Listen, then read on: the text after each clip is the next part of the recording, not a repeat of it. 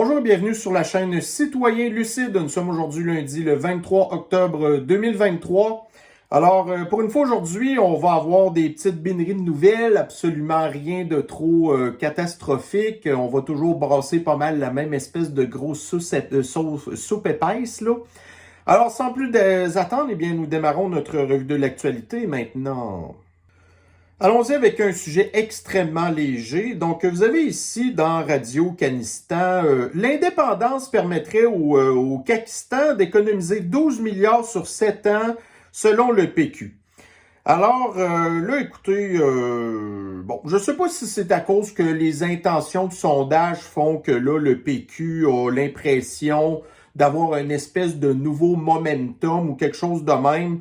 Mais je le sais pas vous, là, même si, écoutez, de cœur, admettons, on parle vraiment de cœur, là, pas de raison, de rationalité, mais que de cœur, tu sais, on aimerait ça que le Québec soit vraiment un pays, puis qu'on arrête de dépendre, là, admettons, de Trudeau, puis du Canada, ainsi de suite. Tu sais, si on avait tous les outils nécessaires pour le faire, on aimerait bien ça. Mais honnêtement, en réalité, c'est totalement impossible. Puis là, justement, dans le contexte actuel où tout le monde a de la misère à arriver, puis on n'est pas capable de se loger, puis là, on est écœuré de voir ce qui se passe à Montréal, puis là, on se chicane sur des cochonneries de tramway, puis des pistes cyclables à pu finir, puis tout, là. Puis que là, vous avez le gars qui se fait épiler les sourcils au laser, que lui, là, tu sais, il faut jamais oublier une affaire, hein. Quand, à la dernière élection qu'il y a eu en octobre 2022, sa première priorité, quand l'Assemblée nationale a recommencé, c'était de passer une loi pour que les députés soient plus obligés de faire, là, en tout cas, de faire serment d'allégeance là, à Dumbo les oreilles au Royaume-Uni. OK? Après ça, c'était quoi l'autre encore? Là? Quand ils sont revenus après le congé des fêtes, l'autre priorité, c'était encore une calisse de niaiserie, en tout cas. Fait que là, tu sais, nous, on est comme complètement ailleurs.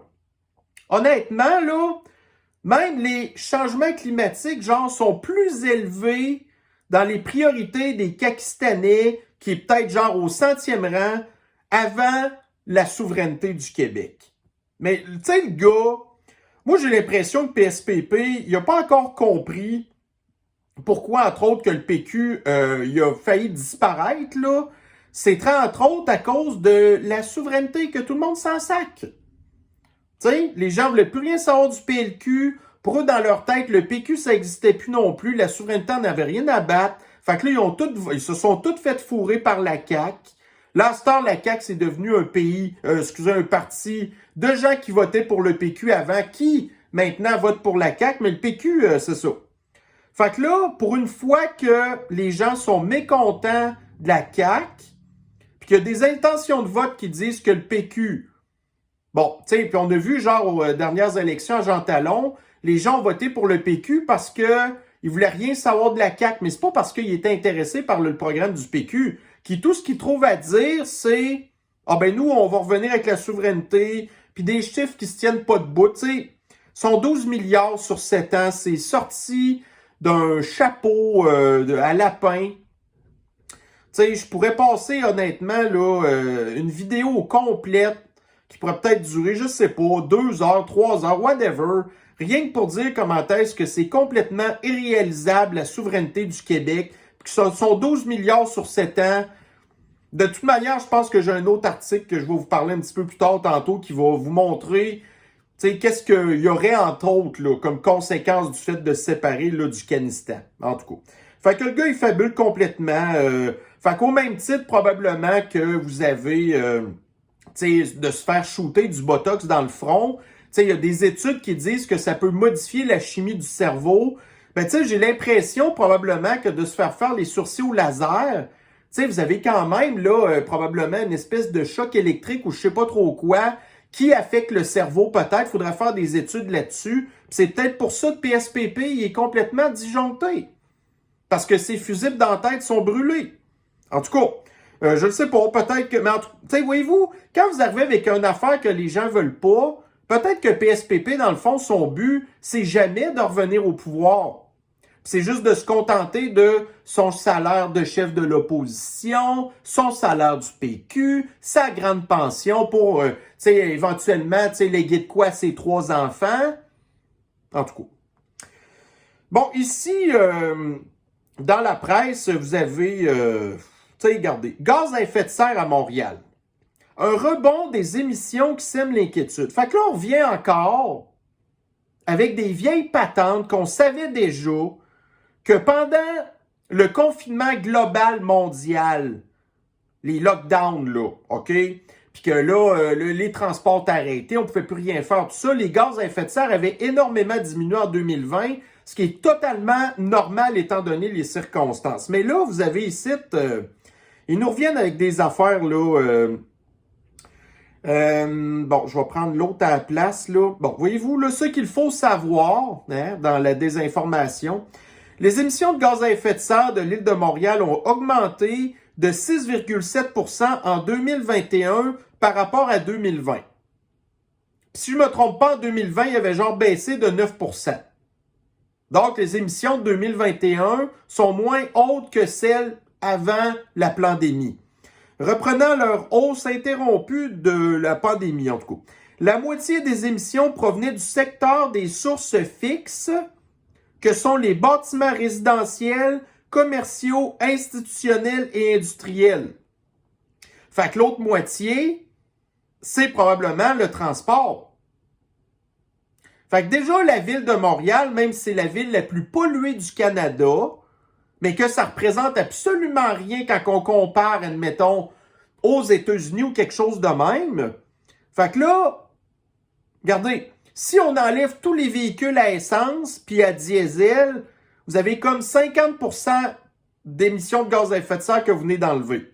Mais il vous en reste encore 50% des bâtiments résidentiels, commerciaux, institutionnels et industriels.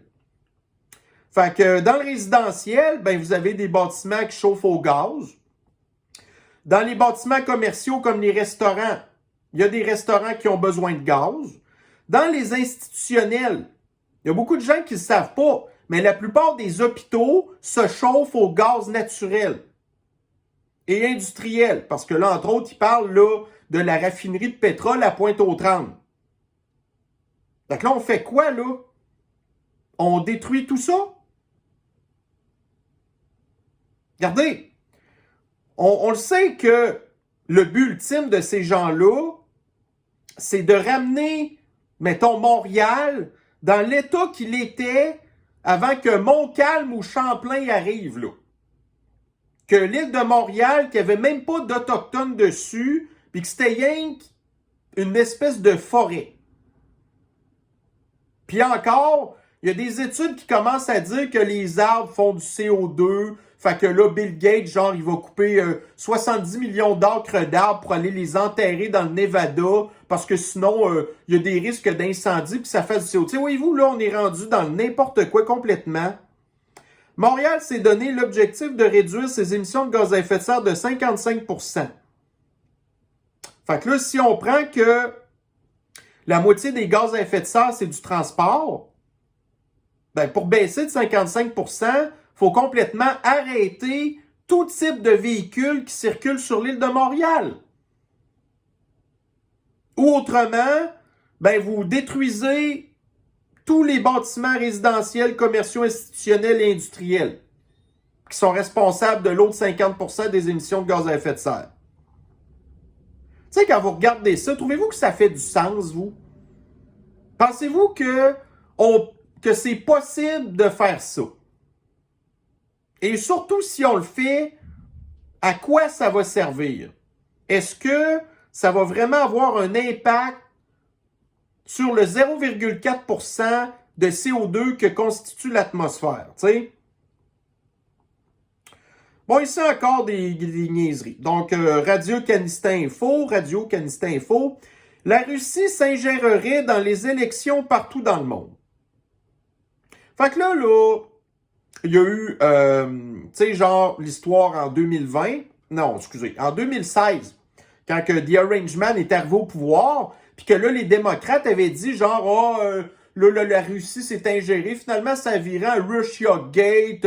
Finalement, c'est même Hillary Clinton qui s'était fait influencer par les Russes, ainsi de suite.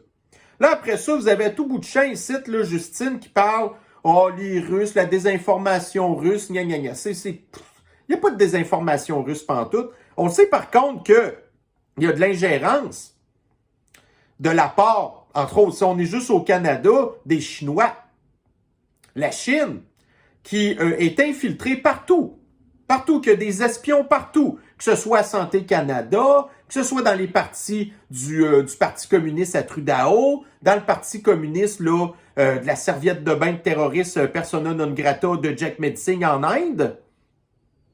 Tout ça, c'est tout infiltré. Tu sais, Vancouver, Toronto, c'est infiltré. Même Montréal, c'est infiltré de Chinois partout. Est-ce que la Russie est infiltrée quelque part? Zéro. Même vous avez Radio-Canada qui fait de la désinformation, puis là, oh, la Russie ci, la Russie ça. Non, non, non. Moi, je m'excuse, là. Encore des niaiseries. Bon. Ensuite, ici, dans Le Devoir. Fait que là, la fameuse industrie, la grosse usine là, de Nordvolt, qui est supposée s'installer dans le bout de McMasterville, qui va nous coûter au-dessus de 7 milliards de dollars, pour des batteries de char à batterie que personne n'a les moyens d'acheter, qui a réussi à se sauver d'un BAP, au même titre que le tramway de Québec. Le BAP avait dit on veut rien savoir du tramway parce que c'est pas bon pour l'environnement. Mais là, vous avez ici François Legault qui avait dit genre un BAP pour Nordvolt, ça ne s'applique pas. Ça ne s'applique pas, pourquoi?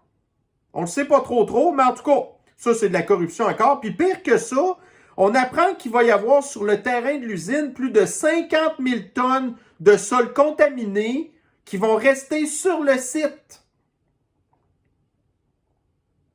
Si vous êtes une entreprise puis vous voulez vous établir quelque part, vous devez faire analyser les sols. Puis s'il y a de la contamination de sol, il faut les faire contaminer, c'est la loi. Mais Nordvolt, pas de BAP, pas de décontamination des sols. Puis en plus qu'ils vont consommer des quantités astronomiques d'eau puis d'électricité pour des affaires qu'on n'aura jamais les moyens de s'acheter, puis que l'usine ne va jamais rembourser tout l'investissement, le gaspillage d'argent public qui va avoir été mis là-dedans. Fait que la loi, c'est pour les autres, mais pas pour nous, hein?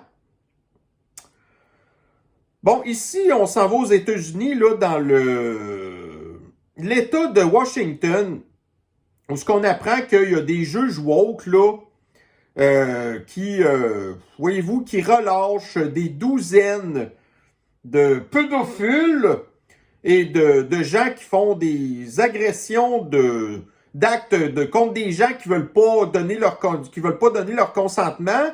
Donc, pas de prison, qui sont relâchés sans caution.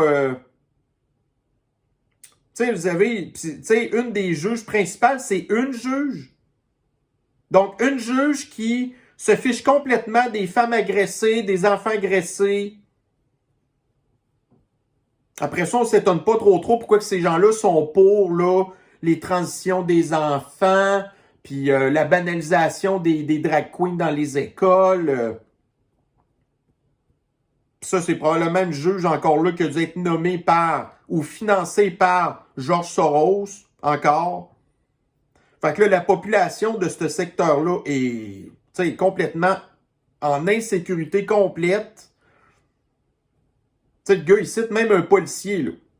Un policier, genre, qui a utilisé sa badge, son abus de pouvoir pour agresser deux femmes, genre, le gars, même pas de prison, je ne sais même pas s'il est encore à la job, des affaires de même, tu sais. C'est vraiment beau, hein, le système de l'injustice, là. Bon, ici, dans RFI, un média français, on apprend que la Chine va limiter ses exportations de graphite au nom de la sécurité nationale. Donc, entre autres, pour fabriquer des cochonneries à batterie, ça prend du graphite. Et la Chine a le contrôle quasi total de la production de graphite. Fait que là, la Chine va moins nous envoyer de graphite, puis il va coûter plus cher. Donc, les cochonneries à batterie qui coûtent déjà trop cher vont coûter encore plus cher. Voyez-vous comment est-ce que c'est la Russie qui fait de l'ingérence dans les élections? Non, non, non. Mais la Chine, elle, a fait de l'ingérence dans l'économie mondiale, là. C'est quoi qui est le pire entre les deux? D'ailleurs, pour en revenir un petit peu à l'histoire de l'ingérence étrangère, actuellement, il y a eu des élections en Argentine. OK? L'Argentine, ça fait genre 3-4 fois qu'elle fait faillite, OK? Puis là, il y a comme 3 candidats à la présidentielle. Il y en a un du parti actuel qui a, entre autres, crissé l'Argentine dans la marde, le président, qui était l'ancien ministre de l'économie ou quelque chose de même. Après ça, vous avez une bonne femme qui, elle, je me souviens pas qu'est-ce qu'elle faisait. Puis après ça, vous avez un autre gars, genre de l'extrême droite, qui... ça, j'ai été très surpris de ça. Tu sais, on le sait, la plupart du temps, les États-Unis interviennent dans toutes les élections, même en Europe, genre, OK? Mais là, en Argentine, actuellement, au premier tour, parce que là, il va être obligé d'avoir un deuxième tour au mois de novembre, au premier tour, celui qui a sorti gagnant, c'est le gars du parti de l'extrême gauche actuel qui a déjà sacré le pays dans la marde. Mais écoutez bien l'affaire. Le truc, c'est que le gars de l'extrême droite, lui, extrême droite, a comme promis de se débarrasser de la Banque centrale de l'Argentine et de remplacer le pesos argentin, ou je sais pas trop leur monnaie qu'ils ont, par le dollar américain. Ça, normalement, ça ferait bien gros l'affaire des États-Unis.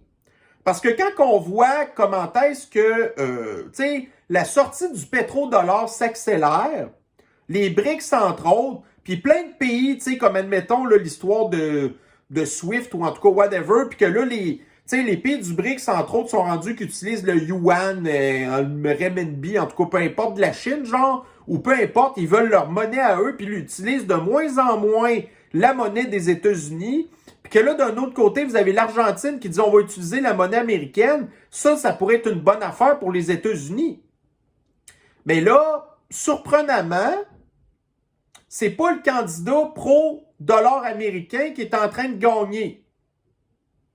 Fait qu'est-ce que c'est parce que les États-Unis l'ont échappé, là? En tout cas, je ne sais pas, mais peut-être qu'on va voir aux élections de novembre si finalement le gars de l'extrême droite renverse la tendance puis qu'il gagne sur un, comme ils disent en anglais, un landslide, là, c'est-à-dire genre un glissement de terrain, ben là, peut-être qu'on pourrait voir que les Américains se sont dit « Ouais, nous, on a tout intérêt à ce que c'est le gars de l'extrême droite qui gagne. » Bref, ça va être une histoire à suivre. Parlant d'ingérence, là, hein? La Russie fait de l'ingérence dans nos élections. Ah ouais? Ben là, ici, dans le même Radio-Canada, qui nous dit que la Russie fait de l'ingérence dans les élections, ben là, ici, on apprend que Ottawa aide Pékin à traquer des fugitifs depuis des décennies. Bon, puis là, Trudeau, ça fait 10 ans qu'il est au pouvoir. Fait que, ouais, effectivement, donc, la Chine fait de la pression sur le Canada pour mettre la main sur des ressortissants chinois qui se sont sauvés du régime communiste anti-humaniste de la Chine, parce que le communisme, là, tu sais, Trudeau, il aime ça, mais la population chinoise, elle aime pas ça. Puis il y a des gens qui réussissent à se sauver. Mais là, Trudeau, il donne de l'aide aux Chinois pour rapatrier des gens qui se sont sauvés de la Chine. Puis là, la Chine, genre, il donne comme des espèces de faux prétextes à Trudeau pour dire « Regarde, moi, ce gars-là, je veux le revoir parce que... OK. » Puis là, une fois qu'il arrive en Chine, pas de procès, la prison, les gens disparaissent, les droits humains, fuck all. Fait que nous, c'est ça. Mais il y a... Tu sais, ce qui est grave, c'est de l'ingérence russe. C'est pas l'ingérence chinoise. Hein? Mais non.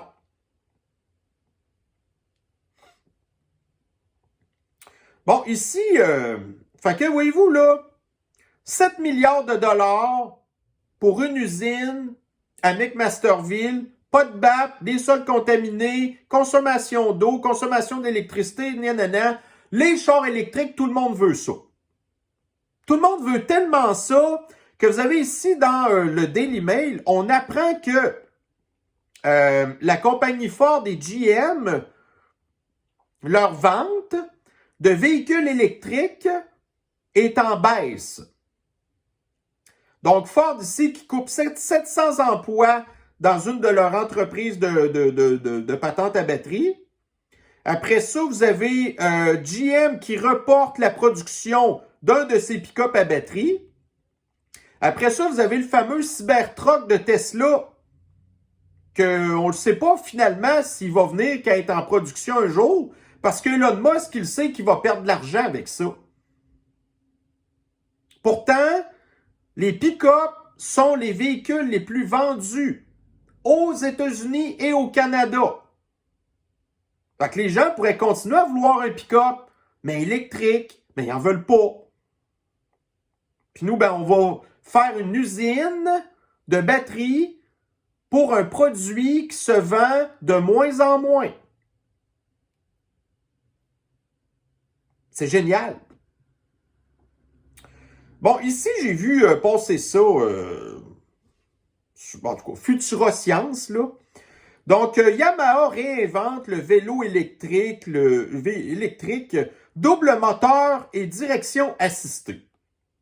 Alors, j'ai été voir sur le site de Yamaha en question qui n'affiche pas encore le fameux vélo en question. Par contre, j'ai vu d'autres vélos électriques qui vendent, puis c'est des vélos qui sont pas loin de 10 000 $, puis qui sont pas aussi avancés que ce vélo-là, qui normalement devrait se chiffrer aux alentours d'à peu près 15 000 $, selon moi. Donc, en 1990, si vous aviez 15 000 $, vous étiez capable de vous acheter une voiture qui avait bien de l'allure. Une voiture. 4 places. En 2023, où est-ce qu'elle est rendue la valeur du dollar? Pour 15 000 $, vous vous ramassez en vélo. En l'espace de 30 ans, là, les affaires ont beaucoup changé. Hein? Ouais, un beau vélo, toi. Un beau vélo de 15 000 $. Puis à Montréal, les vols de vélos électriques ont explosé. Fait que d'après moi, un bicycle de même à 15 000 $, les voleurs vont vouloir sauter dessus, là. Puis là, si éventuellement, vous dites, moi, je veux pas me faire voler mon vélo, mais là, à Montréal, la plupart des gens vivent dans des logements. Là, vous dites, je vais rentrer mon vélo électrique dans mon logement. Mais là, l'affaire, c'est que, comme à Toronto, à New York, qu'il y a des endroits que c'est rendu interdit de rentrer le vélo chez vous parce qu'il y a trop de risques que ça pogne en feu. En tout cas. Je vous l'avais dit aujourd'hui, c'est rempli de niaiseries. Alors, une autre niaiserie ici. Dans Reporter, moins de pollution de l'air, davantage de réchauffement, la science divisée. Fait que ça, j'en ai parlé à plusieurs reprises. On a eu la preuve scientifique en 2020 qu'avec tous les confinements, OK, il y a eu une diminution de la pollution de l'air, donc des émissions de soufre, entre autres, et de microparticules. Et à cause de ça, de la diminution de la pollution de l'air, le réchauffement climatique s'est comme accéléré parce que il y a des scientifiques qui se sont rendus compte que la pollution de l'air bloque les rayons du soleil et que ça ralentit le réchauffement climatique. Fait que là, vous avez vu qu'est-ce que je vous ai dit tantôt, là. Montréal, qui veut bannir, en tout cas, qui veut baisser de 55% l'émission de ces gaz à effet de serre. Fait que les voitures ou peu importe. Fait que là, il va y avoir moins de pollution de l'air à Montréal. Qu'est-ce qui va arriver? Ça va réchauffer encore plus l'îlot de chaleur de Montréal. En bout de ligne, c'est ça que ces gens-là veulent. Ils souhaitent le réchauffement climatique. Parce qu'ils savent que ça va mettre du monde dans la merde. Tu sais, tous les pays du Sud, là, entre guillemets, là, écoutez, je vous parle vraiment de guillemets, là. Tu sais, genre, qui vont tous devenir des déserts du Sahara. Puis là, après ça, il avait dit, genre, oh, il va y avoir des millions d'habitants, là, des pays du Sud qui vont tous migrer vers les pays du Nord. Donc, ces envahisseurs-là qui nous envahissent déjà, qui vont nous envahir encore plus à cause du réchauffement climatique provoqué par le fait qu'on a arrêté la pollution de l'air qui a accéléré le réchauffement climatique. Aïe, aïe, aïe, aïe, aïe, aïe. Bon, ici, là, j'ai attendu d'avoir un article fiable là, pour en parler parce que j'avais vu déjà la semaine passée des trucs circuler là-dessus, comme quoi que le Sénat canadien est en train de se pencher sur le revenu universel, gna, gna, gna, gna, gna. Puis là, tout le monde panique avec ça. Fait que là, ici, vous avez dans le Toronto Star qui en parle. Donc, le Canada est en train de considérer un revenu universel garanti. Voici qu'est-ce que ça veut dire, patati patata. Écoutez, je sais que tout le monde, ça le fait paniquer, OK? Puis que, vite de même, tu sais, ça me fait tout de suite penser au crédit social, puis tout ça, bla, bla, bla. Mais écoutez, les finances du pays sont tellement catastrophiques que ils peuvent en parler autant qu'ils veulent. J'ai même vu dans l'article, genre, que ça a l'air qu'ils en parlaient déjà dans les années 70 de dessous, du revenu universel. Puis ça s'est jamais fait. Mais là, tu sais, avec la dette fédérale qui est rendue à 600 milliards, puis, tu sais, oubliez ça, là. On n'a pas, là, vous allez me dire, ouais, mais non, non, non, et oubliez ça, là. On n'a pas les moyens. Peu importe qu'est-ce que vous allez me dire, on n'a pas les moyens. Puis oubliez ça, l'histoire de me dire, ah, mais là, c'est le FMI, puis tout ça. Le FMI, là, c'est pas eux qui impriment de l'argent. OK? C'est les pays qui donnent de l'argent dans un fonds, puis après ça, c'est le FMI, et ainsi de suite. Tu sais, c'est pas comme genre la Banque centrale européenne, là. Puis encore là, la Banque centrale européenne imprime de l'argent en fonction de la dette des pays, puis de l'économie, puis des affaires. Oubliez ça, là. Ça se peut pas. Puis ça, encore là, il faut remercier Trudeau.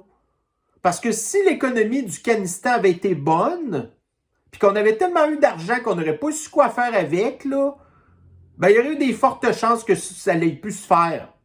Mais là, sachant comment est-ce que dans les intentions de sondage, que Trudeau est même rendu 3e dans les intentions de vote, puis que le monde ne va pas aller voter plus pour un terroriste de serviette de bain, les conservateurs, si on regarde encore les nouveaux récents sondages, les conservateurs vont rentrer majoritaires, vont jamais mettre en branle un plan comme ça. Il va tellement falloir qu'ils coupent partout que ça, cette affaire-là, ça va être relégué au dernier plan de tout, là. Fait que bref, tout ça pour dire, selon moi, il n'y a pas matière à s'inquiéter.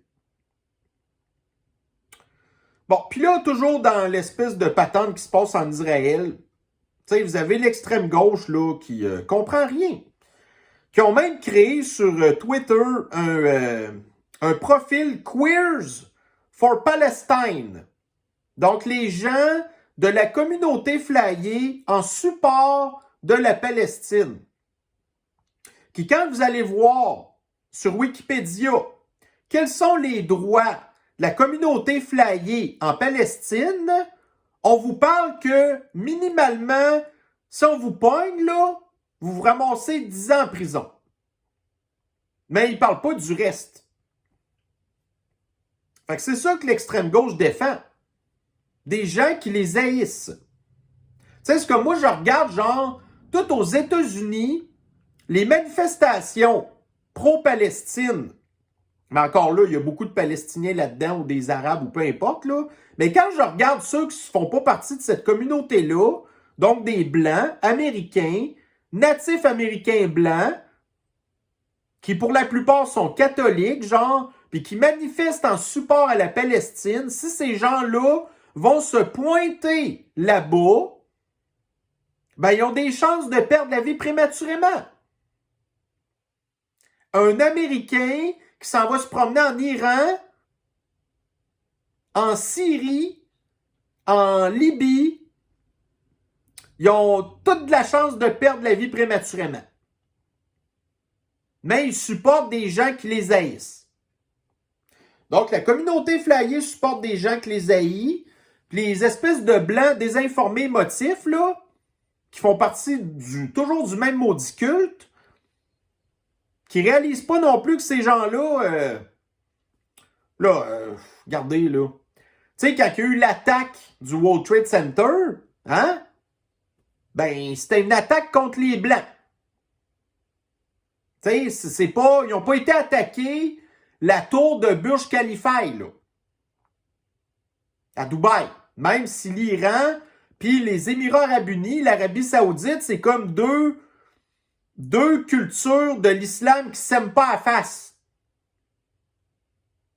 Mais là, je m'égare. Hein? Comme on dirait, un certain Games and Roses.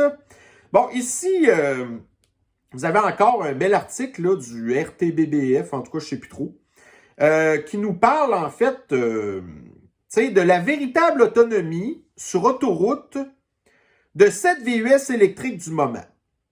Fait que la plupart des VUS les plus populaires, puis là, vous avez les chiffres ici.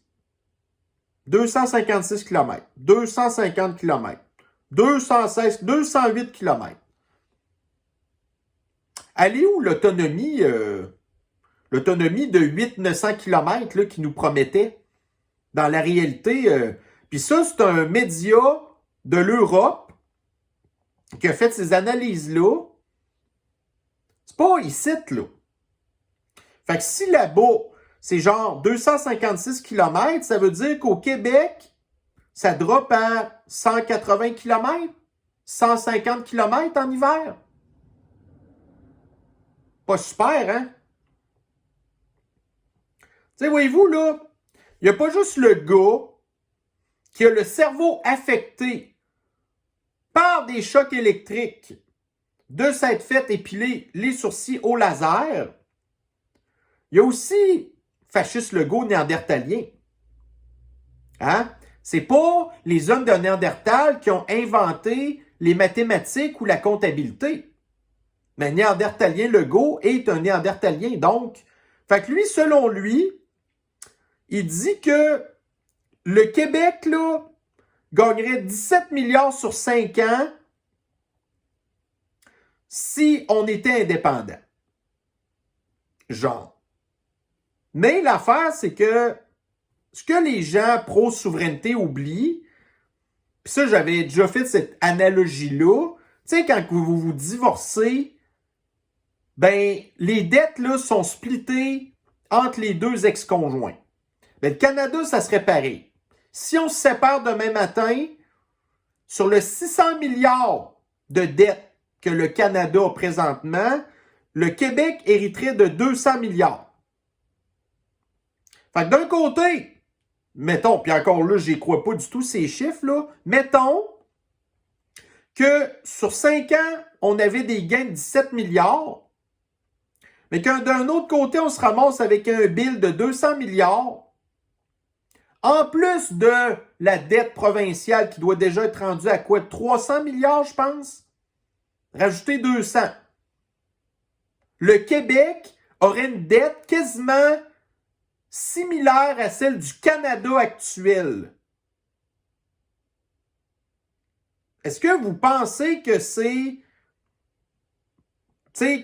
possible, que c'est envisageable de se séparer du Canada, sérieux? Pas vraiment. Surtout quand on voit ici un des problèmes qui revient tout le temps. Vous avez ici dans la presse. Montréal, Laval et Longueuil en état d'alerte budgétaire concernant leur transport en commun. Vous avez un autre article ici. 30 millions de déficit prévus en 2024 pour le RTC. Ça, c'est le réseau de transport de la capitale, Québec. La Ville de Québec demande une taxe sur l'immatriculation parce qu'ils ne sont pas capables d'arranger le budget. Puis plus ça va aller, pire ça va être le transport en commun. Puis là, toutes les villes sont toutes en sacrement après Sergent Guilbeault parce que là, elle dit qu'elle ne veut plus tout éponger les déficits. Fait que là, les villes vont se ramasser. Je pense qu'elle a dit qu'elle voulait éponger 20% des déficits. Fait que là, les villes, là, c'est eux qui sont responsables de ça. Qu'est-ce qu'ils vont faire? Ils vont augmenter les taxes.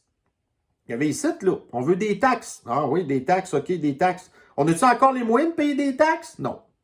Qu'est-ce que les gens vont faire?